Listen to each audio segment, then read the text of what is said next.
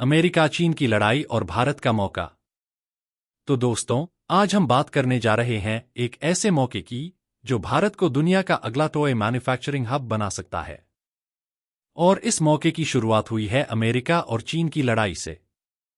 अब आप सोच रहे होंगे, अमेरिका चीन के झगड़े से भारत को क्या फायदा? तो जवाब है खिलौनों का बाजार। हाल ही में अमेरिका ने चीन से आने वाले खिलौनों पर भारी भरकम 145% का इंपोर्ट टैरिफ लगा दिया है। और ये छोटा मोटा टैक्स नहीं है, इसका सीधा असर पड़ रहा है उन 77% खिलौनों पर जो अमेरिका में चीन से आते थे। अब अमेरिका को चाहिए नया पार्टनर, और यही है भारत के लिए सुनहरा मौका।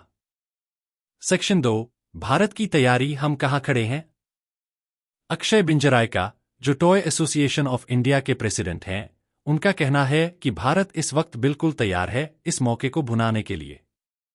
उन्होंने बताया कि भारतीय खिलौनों की क्वालिटी अब इंटरनेशनल लेवल की हो चुकी है और प्राइस भी कम्पिटिटिव है।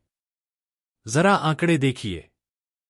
2014 से 15 में हमारा टॉय एक्सपोर्ट था सिर्फ $40 मिलियन। 2023 से 24 में ये बढ़कर हो गया है करीब $152 मिलियन। और मजेदार बात यह है कि चीन से खिलौनों का इंपोर्ट 2020 में था $235 मिलियन, जो अब घटकर सिर्फ $41 मिलियन रह गया है।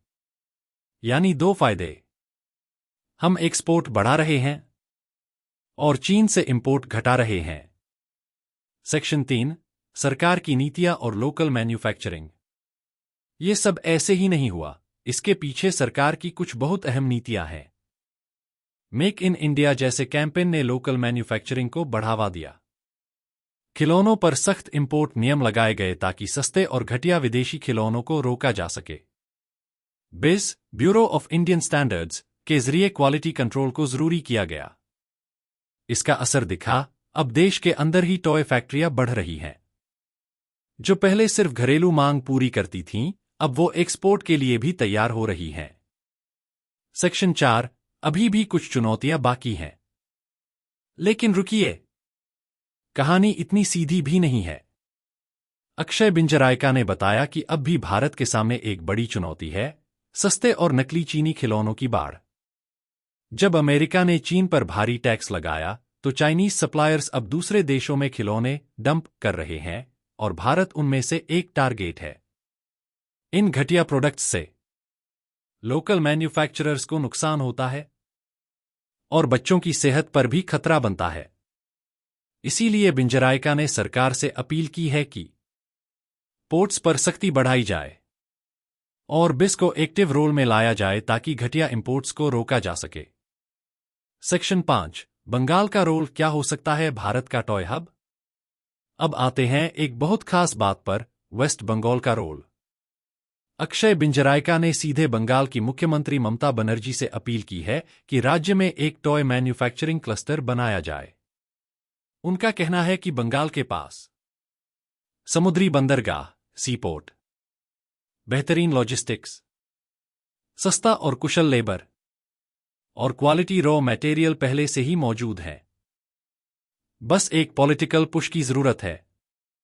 अगर बंगाल इस दिशा में कदम बढ़ाता है, तो वो न सिर्फ राज्य को एक इंडस्ट्रियल पावरहाउस बना सकता है, बल्कि पूरा देश खिलौनों की मैन्युफैक्चरिंग में ग्लोबल लीडर बन सकता है।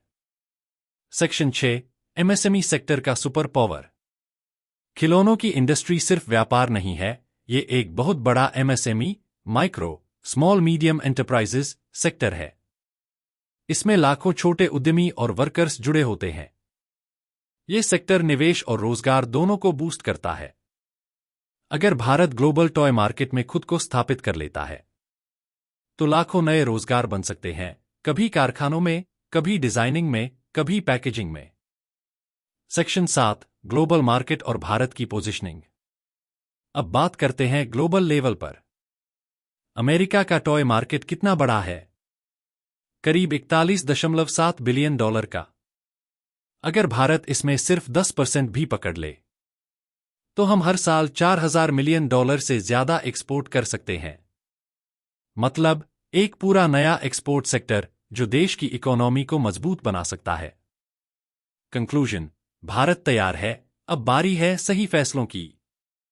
तो दोस्तों, भारत अब सिर्फ एक खिलाड़ी नहीं, बल्कि खिलौनों की दुनिया का अगला कप्तान बनने की दौड़ में है। अमेरिका चीन के झगड़े ने हमें मौके दिए, सरकार की पॉलिसीज ने हमें पंख दिए, और लोकल मैन्युफैक्चरर्स ने उड़ान भरना शुरू कर दिया है।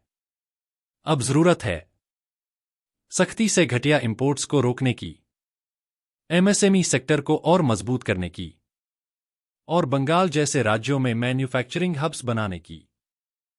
CTA call to action.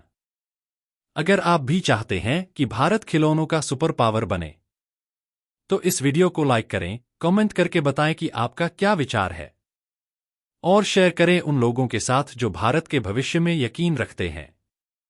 और हाँ, ऐसे ही और वीडियो देखने के लिए चैनल को सब्सक्राइब करना न भूलें। अगर आप चाहें तो मैं इस स्क्रिप्ट का वीडियो वॉइस ओवर या स्क्रीन प्ले वर्जन भी बना सकता हूं। बताइए, अगला कदम क्या होना चाहिए?